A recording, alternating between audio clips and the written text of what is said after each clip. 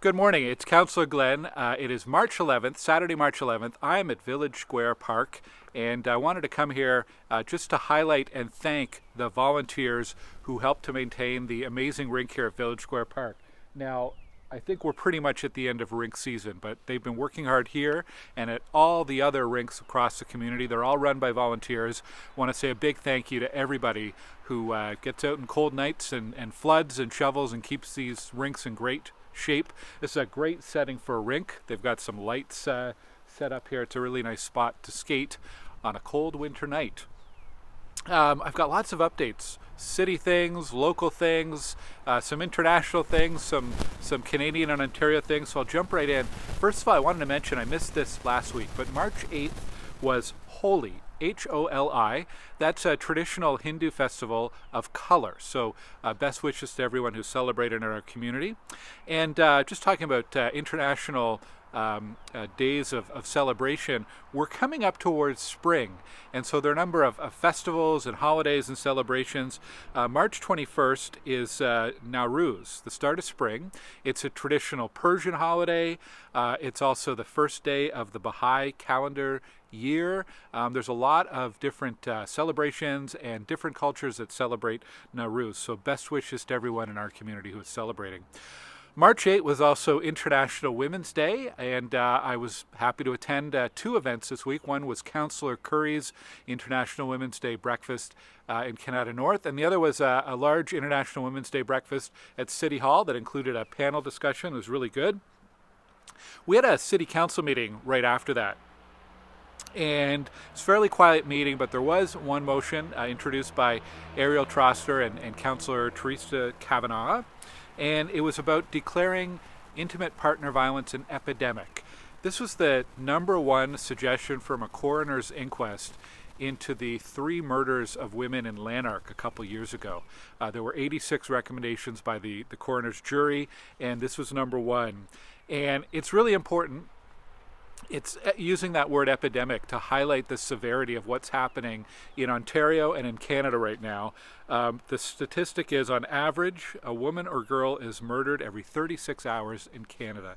So it's an important thing that we've done to raise awareness, to break down some of the stigma, and there's also some initiatives to provide more support to the organizations and people who help victims of intimate partner violence. It has been a really busy week, and we do have a busy week ahead. I wanted to mention our councillor chat today is 11 to 1 at Brown's Independent. Will be just inside the main doors, I think by the Starbucks there. Please drop by, say hello. Maybe you have a question, maybe you have some feedback. Would love to say hello. It's the first of, we're going to try to do a monthly councillor chat. So this one's at Brown's today, Saturday, 11 till 1. I want to say a big thank you to Elie Nesrallah, who participated in our first Councillor Speaker Series. We held that at the library on Tuesday night, had a great turnout there. He spoke about his book, Gates and Walls, some stories about immigration into Canada, and we're going to have some more of these, about once a month over the next few months, and we're looking for suggestions. If you have recommendations for someone with an interesting story to share, a life experience, a hobby, whatever that might be, please get in touch and let us know. We're here at Village Square Park. We had a great meeting. We have a focus group we've created to give feedback on the playground design for Village Square Park. That play structure behind me there is at the end of its lifespan.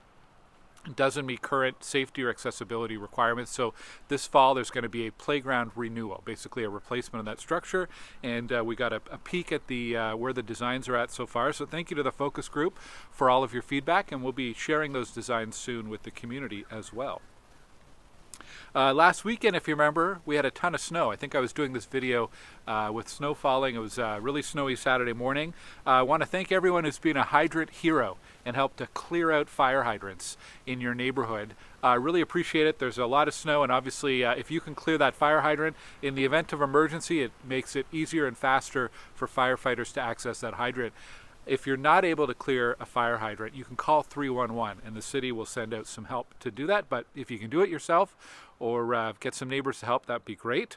And snow clearing has resumed. So this is the large convoy of plows and blowers and dump trucks that collect all the snow from narrow streets. This work takes some time. They're out every single day across the city doing it. They've covered literally thousands of kilometers of roadway. They've done a first pass that finished in February, and they're on to the second pass now, given the volume of snow that we have, well over 300 centimeters. So if you see those signs that say no parking, please keep your car off the road and be patient. It will get to your street.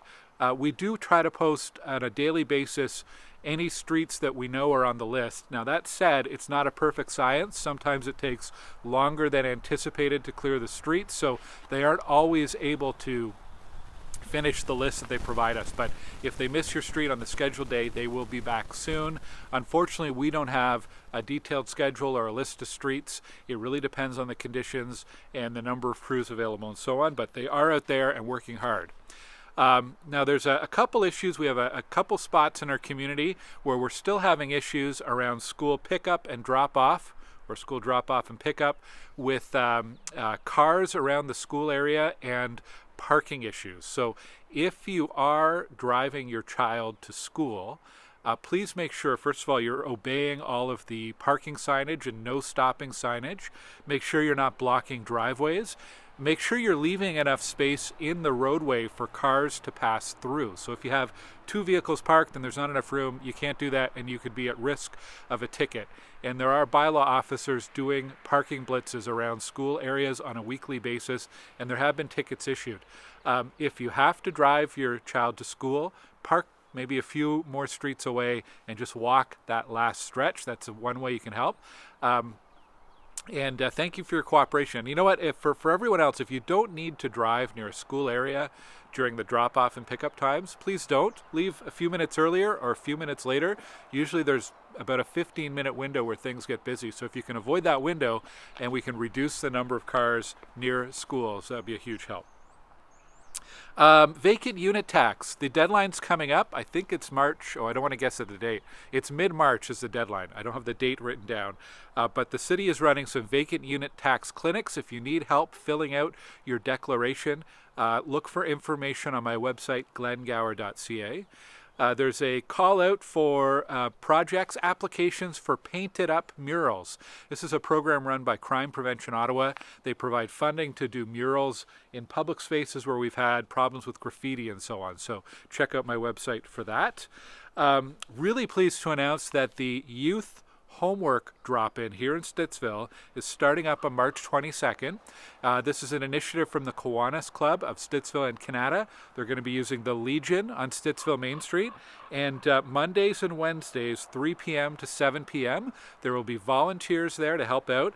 And anyone in grades 9 to 12 can drop into the homework center there at the Legion. The first one, Wednesday, March 22nd, 3 p.m. to 7 p.m., and then it'll be going every Monday and Wednesday every week after that. We're also working with Kiwanis to set up a basketball drop-in at Frederick Banting School, and we're looking for volunteers. So if you can help out with that, please send me an email and we'll put you in touch with the organizers.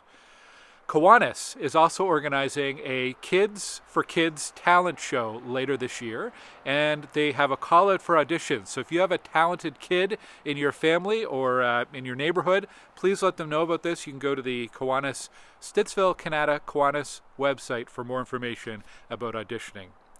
Watch this week for a few things. One is cleaning the Capitol. There's going to be an announcement about registration opening for cleaning the Capitol. This is where we get volunteer groups together to help clean up a local park in their neighborhood. Last year we had almost every park spoken for, which is amazing. And so the registration opens this week.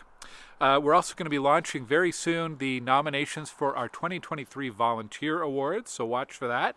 And I think I mentioned this last week, but we are underway to organize the 2023 Welcome to Stittsville Festival. It'll be held right here at Village Square Park, and this is our Multicultural Festival.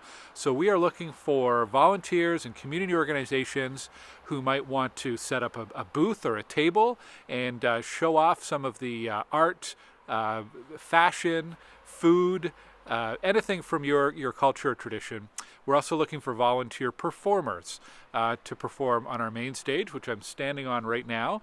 Usually we have about a 10 to 15 minute performance, again, to showcase traditional music and dance and singing and so on. So please get in touch with my office or go to my website if you'd like more information. Today is Seedy Saturday out at the Carp Fairgrounds from 10 a.m. to 2 p.m. So check that out if you're a gardener or interested in gardeners. One more reason I'm at Village Square Park today. In the city budget, we decided to pilot a porta potty rental program across the city. It's actually very inexpensive to rent porta potties, so each ward, including Stittsville, is getting 2 6-month rentals of porta potties. Now, for certain, we're going to put one of those porta potties here at Village Square Park over the summer months for 6 months. For that second one, we can either do a porta potty all year round, so 6 months plus 6 months, 12 months, all year round at Village Square Park, or we can find another park for a 6-month location. I'd be interested in any feedback. If there's any communities or neighborhoods who really think they need a porta potty at their local park for whatever reason, let me know, and we'd like to gather some feedback over the next week or so. Anyhow, that's it for me today. I wanted to also mention I was at a great tour of a new Ottawa community housing building out in the East End yesterday. Some really good work being done by OCH, the Mechanic building out in the kind of, I'm not sure what the neighborhood actually, Wateridge Village Estates, I believe is what the neighborhood is over in the East End near the Montfort Hospital. Anyways, great opportunity for a tour. That's it for me today. It is March break coming up. I'm going to take a break from these updates next Saturday, so I'll be back on Saturday, March 25th with another video update. My office remains open, although we're closing down the physical office because we have a new floor and some painting being installed, but my team is available by phone and by email. I hope you have a great March break. I hope you have a great weekend. It looks like a really nice weather coming up, so please get out and about and explore your neighborhood, and have a great March break, and I'll talk to you in a couple of weeks. Take care.